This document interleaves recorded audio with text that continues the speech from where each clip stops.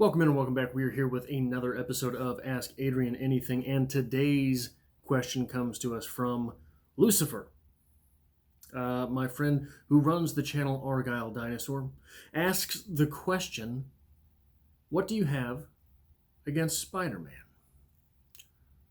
Dares to ask the question, what do you have against Spiderman? Lucifer, you want to know. What do I have against Spiderman? I don't remember. I don't remember what it was that I said that made you ask that question. I don't remember. But I did promise in that same comment section to name 20 Marvel characters that are way cooler than Spider-Man. Look, when I was a kid, I hated Spider-Man. And I'll tell you why I hated Spider-Man. Because everyone loved Spider-Man. And I was an asshole. Everyone loved Spider-Man. No one loved me. So I had the right to hate Spider-Man. And then, the coolest wide receiver of all time, Andre Rison, adopted the nickname Spider-Man as he played for the Kansas City Chiefs. So, I had to be okay with it for a little while. But there's a reason. There's a reason this son of a bitch Spider-Man is on his third actor in 20 years? I mean, come on. Who goes through three actors? What character goes through three actors that fast? Batman? It's about it. You know? Batman sucks. Sort of, right? I mean, hey, Batman sucks. So, 20 characters, 20 Marvel characters better than Spider-Man. Number one, obviously, start at the top. Start with the Grand Poobah, Wolverine. His main power, Wolverine's main power is, you'll live. Everything that happens to him, he feels. He doesn't have a force field or adamantium skin. That adamantium's on his bones. You got to go all the way through all of his skin and muscle to get to the bones. His main power is, you'll live, walk it off. That sucks, you know? Everything that guy goes through, he goes through. Not to mention, he's short. He curses a lot. He's a prick. He loves cigars more than people who wouldn't like this guy. What's not to love? Everyone loves that guy, right? Also, a movie that sucked couldn't ruin him. Couldn't even kill the actor who starred in it. X-Men Origins, Wolverine was so bad it shit on not only Wolverine, but also Sabretooth and Deadpool. All three of them pretty good characters, and that movie just shat on them. So, number one is Wolverine. Number two, Iron Man. You can't argue with Iron Man. Least of which the Robert Downey Jr. iteration of Iron Man. Plus, his main superpower is he's stupid fucking smart. Really intelligent. That's his superpower. It's a pretty cool superpower. And you've got to give it to Marvel. Marvel, all sorts of these characters that are going to make this list, their main superpower is their intelligence. Not they were born Thor, not they were born on Krypton, not any of these other things. The main thing about them is their intelligence. On top of that, Iron Man was born of a dare in the hippie counterculture of the late 60s. Stan Lee said, you know what? I bet I could make a business mogul who's an arms dealer, a superhero, and popular. And guess what? He did it. That's the type of prictitude that it takes to make a symbol that lasts as long as Iron Man has. Number three, Deadpool, the merc with the mouth.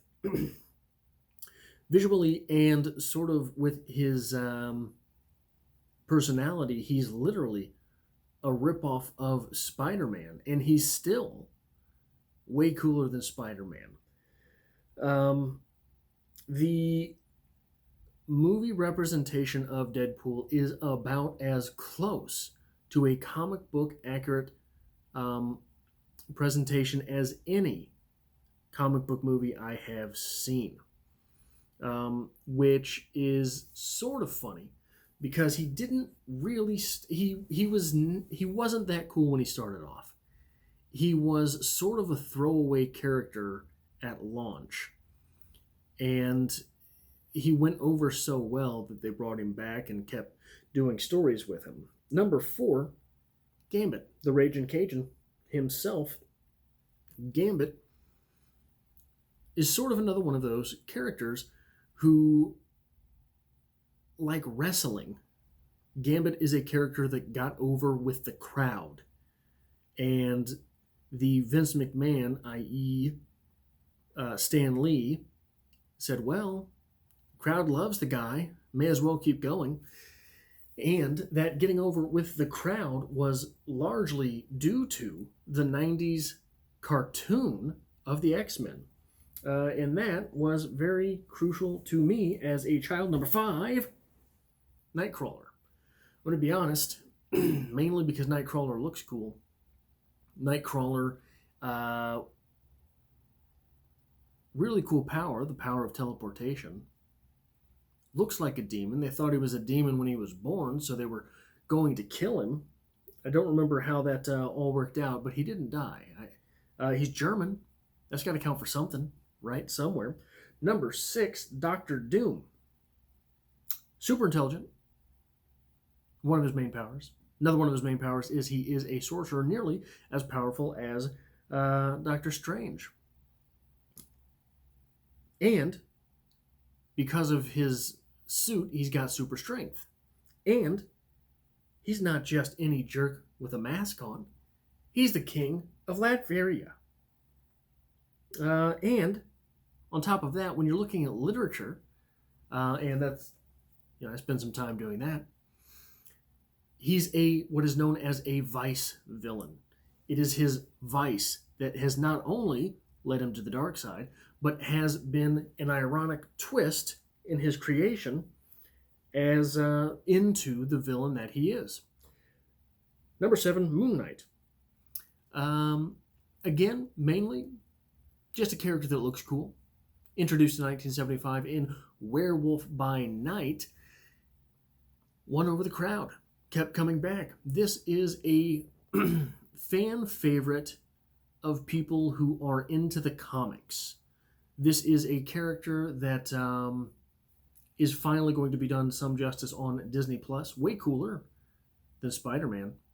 And sort of, people make comparisons between him and Batman, but it's not really there. There is some element of that. But he's also split personality, kind of. And there's some magic / curse stuff drug into the mix. It's sort of, it's gotten a lot more complexity over time, and he's gotten a lot more aliases over time. But it is a character whose storylines are complex. And that might be the main reason that he's gained so much popularity, despite the fact he's never been big in any of the big runs of comics, the crossover events, the Civil Wars, the Infinity Gauntlet stuff. He's never been real big in any of that, and he's never had a TV show, and he's never had a cartoon, and he's never had a movie.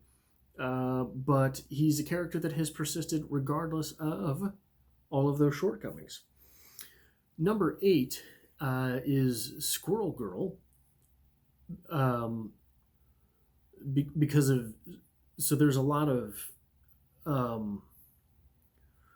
science behind it. They've done studies on this, and people consistently rank. So Squirrel Girl is 9 is Black Panther, The second king on this list, and look, we're going to do this whole list, and we're not going to have characters like Thor or Captain America, who are pretty cool in the movies, but they're pretty terrible in the comics. Not terrible, terrible. Both of them have very interesting runs. They have a couple interesting storylines, especially Thor. I want to say 2000 to 2015 ish, if I've got those dates right. Rune King Thor, things like this. A lot of interesting stuff going on there. But Thor was introduced, I think, the same year Spider-Man was.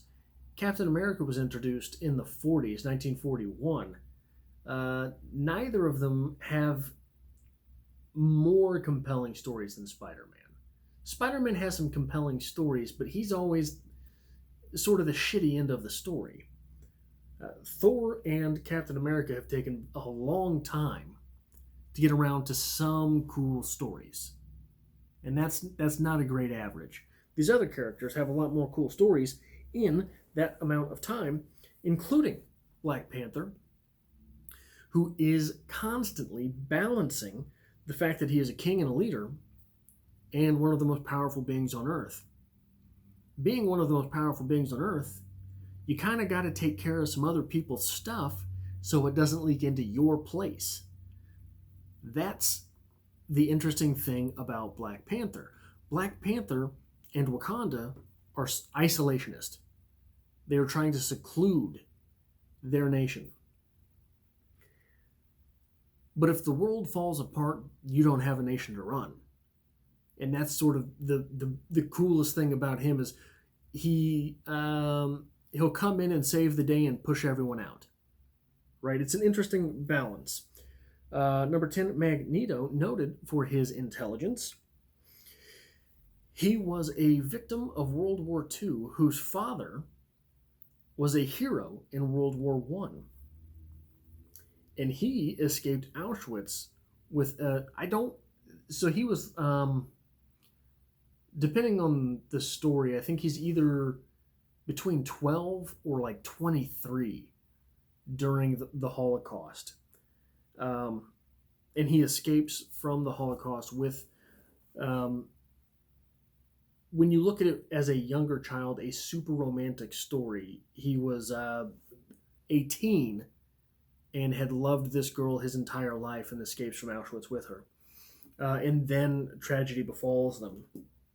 But then he met Xavier in Israel. Xavier being number 11, again noted for his intelligence. And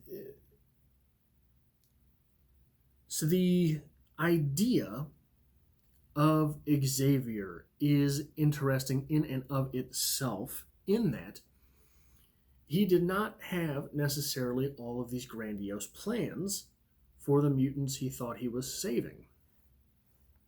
He wanted them to live as normal a life as he thought they could, and it turned out they were really better at saving the day than not, and really, really better at saving the day than not against other mutants. And if you were going to put Xavier on this list, you had to put Magneto. If you're going to put Magneto on this list, you had to put Xavier, because they have a very Malcolm X, Martin Luther King Jr. type relationship. But even then, Xavier is oftentimes an isolationist, kind of like Black Panther, which is an irony in and of itself. Number 13, Punisher. Punisher blows shit up. Oh, I skipped 12. 12 is Vision. 13 is still Punisher, because Punisher blows shit up. But 12 is Vision. The android Vision is from 1968, but the original Vision is from 1940. It was a character named Arcus, who is nearly as old as Superman, 1938, and Batman, 1939. The story of Vision is roughly sort of what it is in Age of Ultron, the movie. But to the best of my memory, It didn't have anything to do with the gauntlet, with the Mind Stone. And being in 1968, Vision is way cooler than Spider-Man because Spider-Man was invented in the 60s as well. First appearance, I think, was in 68, maybe. 68 or 69, something like that. But he was just a kid. Kid in high school. High school sucks. High schoolers suck. Spider-Man sucks. That same decade, Android, Vision, was announced. And reasoned his way, as an android, reasoned his way into the Avengers. So his very existence is basically the main plot to iRobot. Number 14, Doctor Strange. The movie Doctor Strange, starring Benefit Lumberjack, kind of sucks. He's downplayed a lot. He is sort of... I don't like Benefit Lumberjack, first off. But the comic books really highlight the macabre, really highlight a horror element, and really play with the trippy stuff a lot more than did the movie. Even the really trippy parts of the movie. The most comic accurate thing from the movie was the coolest part of the movie, which was that weird and zany ending, which, spoiler alert, fast forward 20 seconds if you haven't seen it, where he keeps just twisting time over on itself until the bad guy gives up.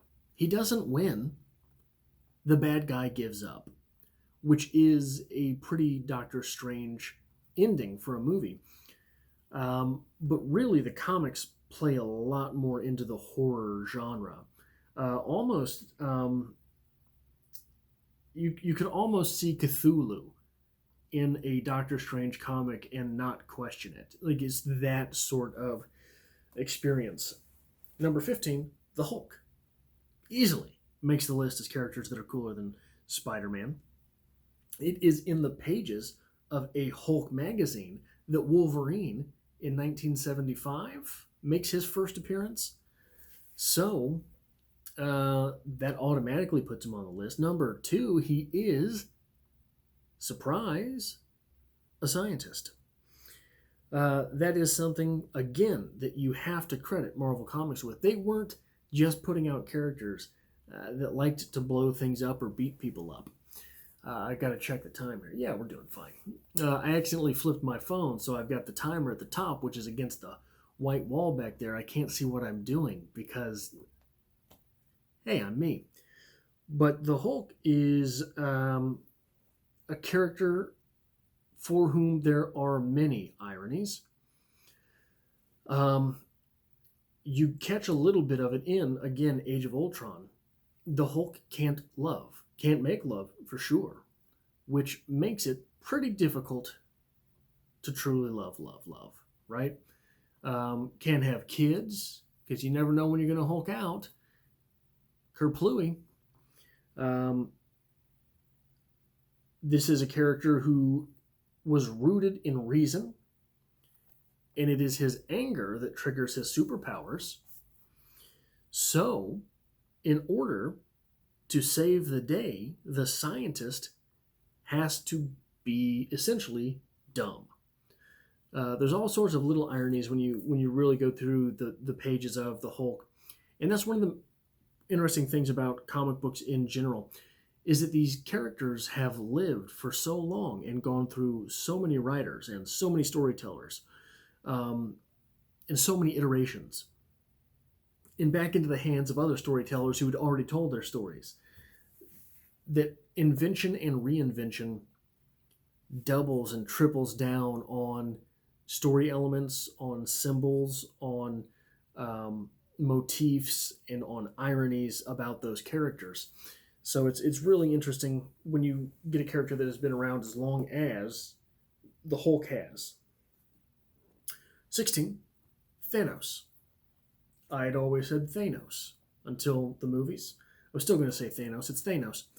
The Nihilist Supreme.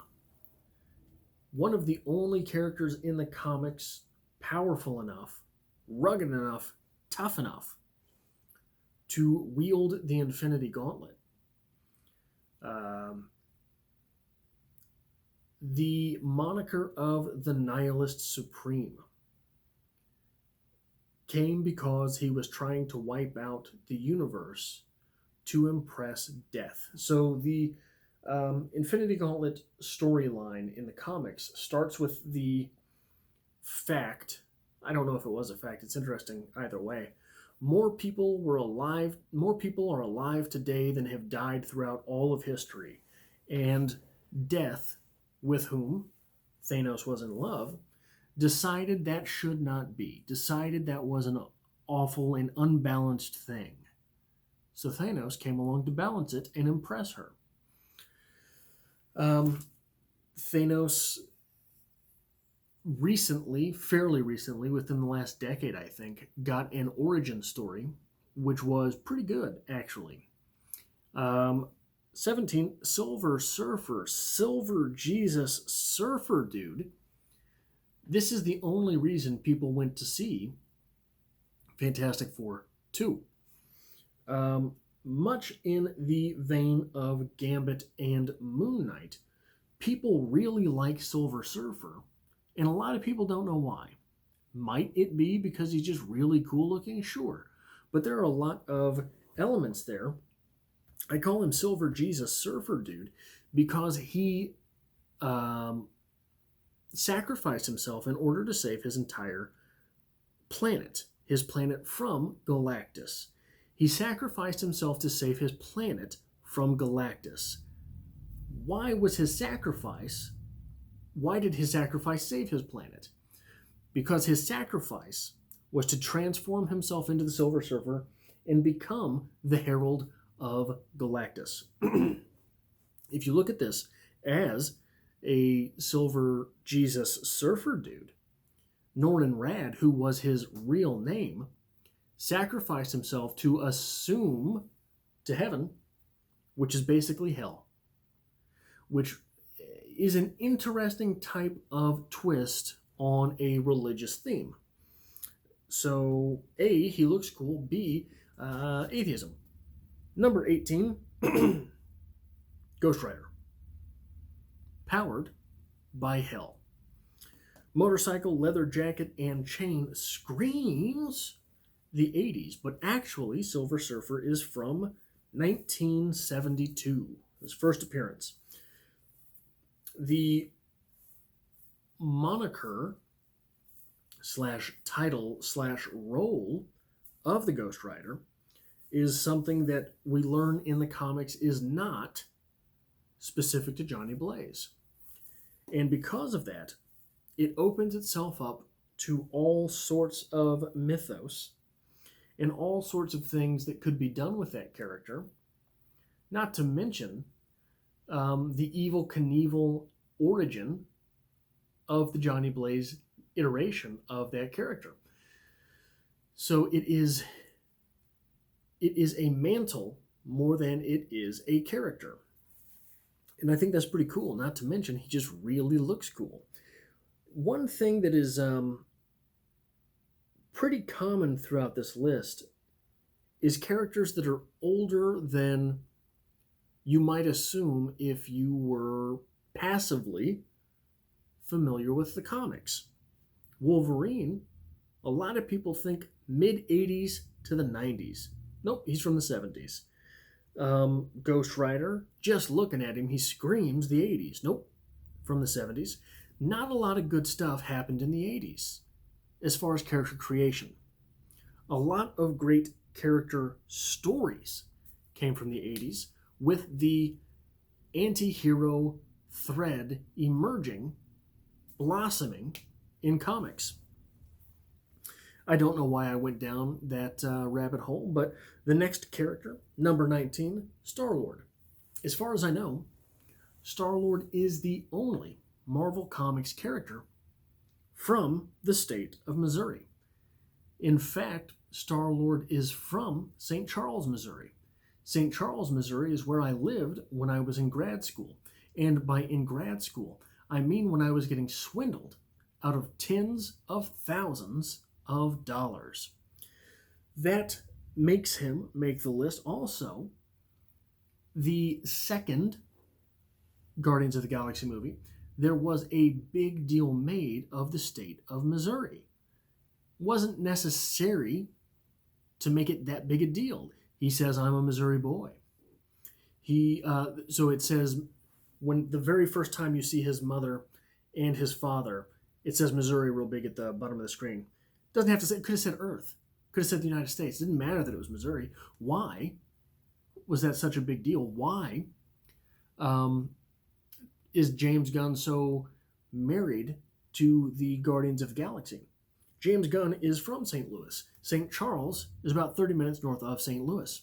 So Star-Lord is from, essentially, where James Gunn is from. Number 20, Venom. Venom's way cooler than Spider-Man. Again, one of these storylines from the 80s. In a storyline from an overarching event that was literally created in order to sell toys. Spider-Man finally got a cool costume. Then he went emo and couldn't deal with the steroids. I mean, the power. Couldn't deal with the power. So he had to find out how to get rid of that uniform, costume, whatever you want to call it. And thus, Venom was born. So here, just off the top of my head, what do I have against Spider-Man? Spider-Man is tops the 21st coolest Marvel character. There's at least 20 Marvel characters way better than is Spider-Man. Again, you've got Wolverine, Iron Man, Deadpool, Gambit, Nightcrawler, Doctor Doom, Moon Knight, Squirrel Girl, Black Panther, Magneto, Professor X, Vision, Punisher, Doctor Strange, Hulk, Thanos, Silver Surfer, Ghost Rider, Star-Lord, and Venom. You can't argue with those. You could probably add more to it. If you have more, list them in the comments section, and I'll get back to you as to whether or not the character is indeed, in fact, better than Spider-Man. And if you have any questions for future episodes of Ask Adrian, anything, be sure to leave them in the comments section below. But Lucifer, I bet you wish you hadn't asked that question now, don't you?